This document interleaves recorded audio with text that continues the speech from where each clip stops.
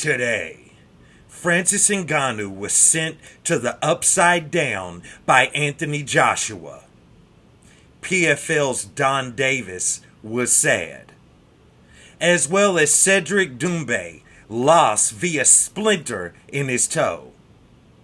And UFC 299 rolls on. All of this and more on today's episode of Matter of Fact MMA. What's up? What's happening? Let's go. What's up, guys? We right back at it. We right back in it.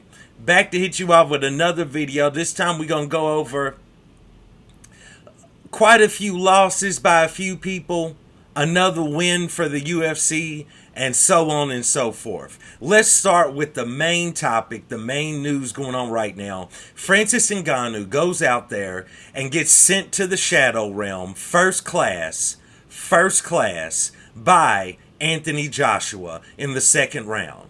So here's the thing, man. Watching this fight, you're watching round one, you're seeing Francis Ngannou really look extremely calm. You know, I don't want to say calm. He looked confident. Like, he looked like confident, like he had been boxing for a while, which is a red flag. You're like, wait a minute, Francis. Wait a minute. Then you see Francis try to switch stances, and you're like,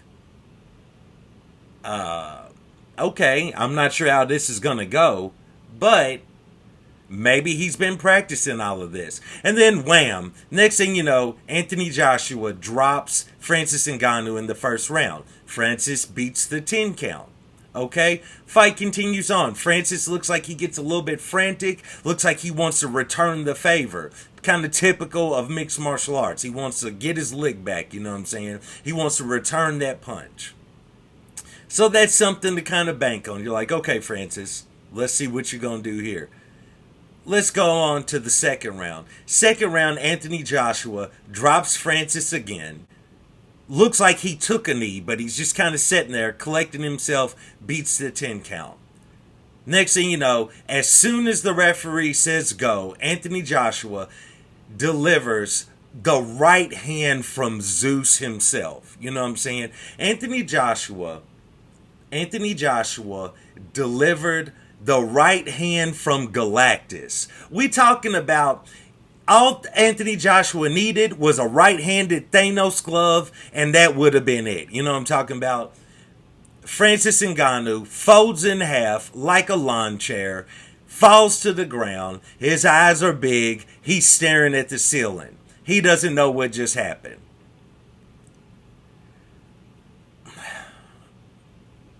And just like that, MMA fans everywhere who were thinking Francis Ngannou was going to be the cheat code in boxing were let down.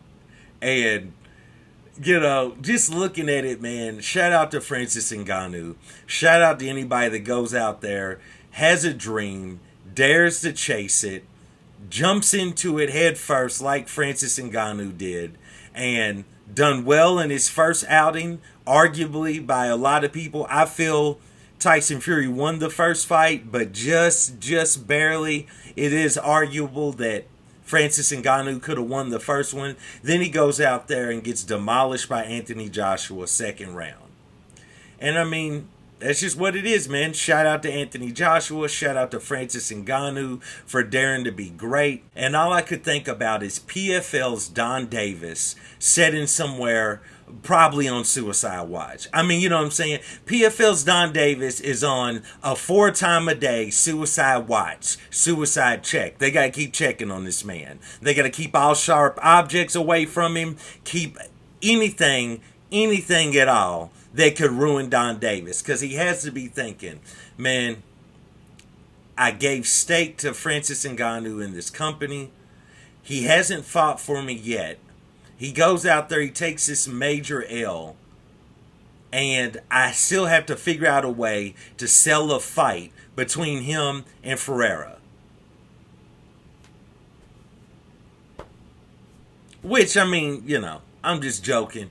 Definitely, PFL should be able to figure out something that they can do for this, but Francis made way more money in his fight with Tyson Fury and Anthony Joshua, probably the same amount that he would have made in his entire career in the UFC. Granted, in the UFC, if he would have beat some major people like John Jones, Tom Aspinall, anybody like that, not saying he would have beat them, but if he would have stayed and he would have beat guys like that, I think his legacy and his star power would probably be bigger. But at the same time, I don't know if he would have been as huge of a global superstar as he is now that he has entered into boxing. So I don't really know. I believe that if he goes out there and he beats the PFL's heavyweight champion, he could definitely get his fanfare back in the MMA world. The boxing world is going to be a lot different. You know what I'm saying? I mean, now he could make some major headlines if he does a boxing match against Deontay Wilder, which is a fight that everyone kind of called for prior to him even fighting Tyson Fury. And if I'm Deontay Wilder, I'm heating up the phone. I am burning up the phone lines, calling whatever promoters I can get to try to contact Francis Ngannou's team to try to set that fight up. But nevertheless, man, with a big win over in the PFL, Francis could definitely bounce back in the MMA world. We'll see what he does in the boxing world. I mean, there's still going to be major eyes on him if he fights again in boxing, which I think that he probably will, but we will see. But nevertheless, shout out to Francis Ngannou. Shout out to him for trying to go out there, trying to live out his dream at boxing. And shout out to Anthony Joshua for showing you that skills definitely do pay the bills. So shout out to him.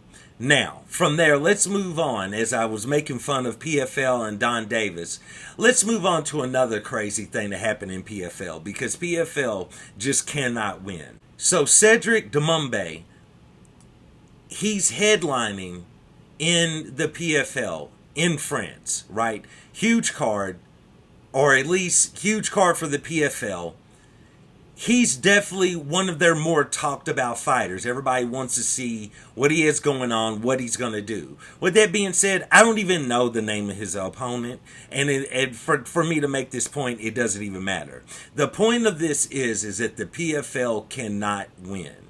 The things that happen in the PFL, bro, it's just a trip. Similar things happen in the UFC, but it happens so frequently. So it just happens so frequently in the PFL that it's literally funny, bro. So here they are. They think they have this huge star. They're in France. This is the main event. Marc Goddard's the referee, and Cedric indicates to Marc Goddard as the fight begins that there is something in his toe, right? Now, there's been rumor that it's a splinter. It's been talked about that it was glass. It's like the Magic Bullet and John F. Kennedy. We don't know what it was, okay? We don't know what it was. We don't know how it got there. We don't know where it came from.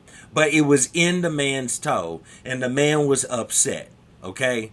The man starts, talking to, he's saying, and the whole time you're watching this, you don't know what's going on, okay? But there's something strange going on. There's some commotion. He's saying stuff to Marc Goddard. He's saying stuff to his opponent. The next thing you know, he's kind of bouncing, but he's not really moving a lot, somewhat flat-footed, obviously, because he had a whole straw in his toe. I don't know what the man had in his toe. The next thing you know, his opponent kind of waves him on. He kind of looks at his opponent. He goes like this to Marc Goddard. Marc Goddard calls off the fight. Had it been anywhere but France, there could have been a riot. You know what I'm saying? It could have ended the way that Yair Rodriguez and Jeremy Stevens ended. You know what I'm saying? Like, it was just like, what is going on here? You know what I'm saying?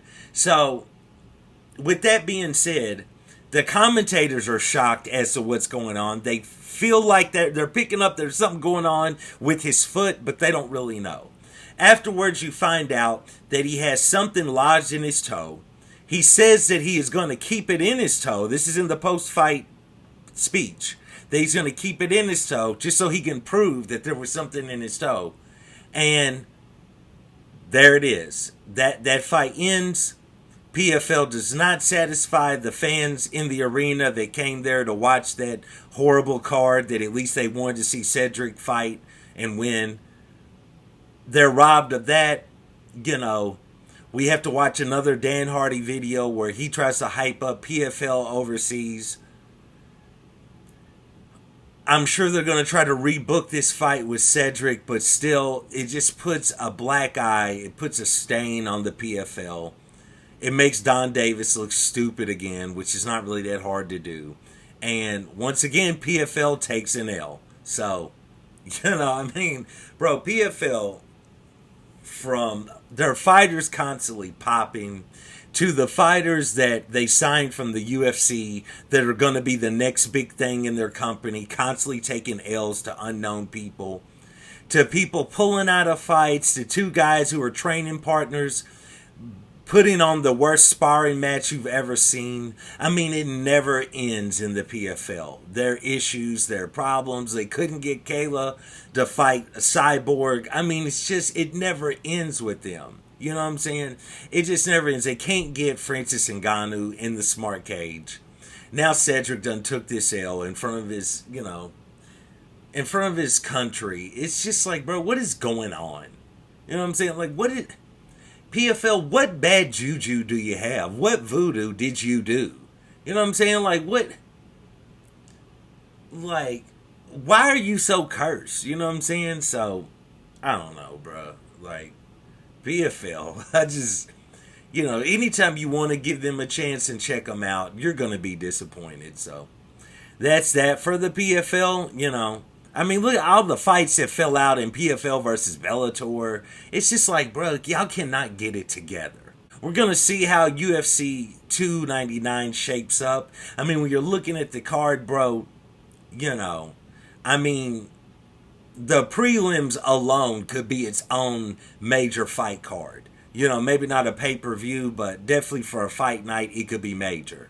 So we're going to see if this pay-per-view delivers. We're going to see if the prelims deliver. We're going to see if the entire card delivers.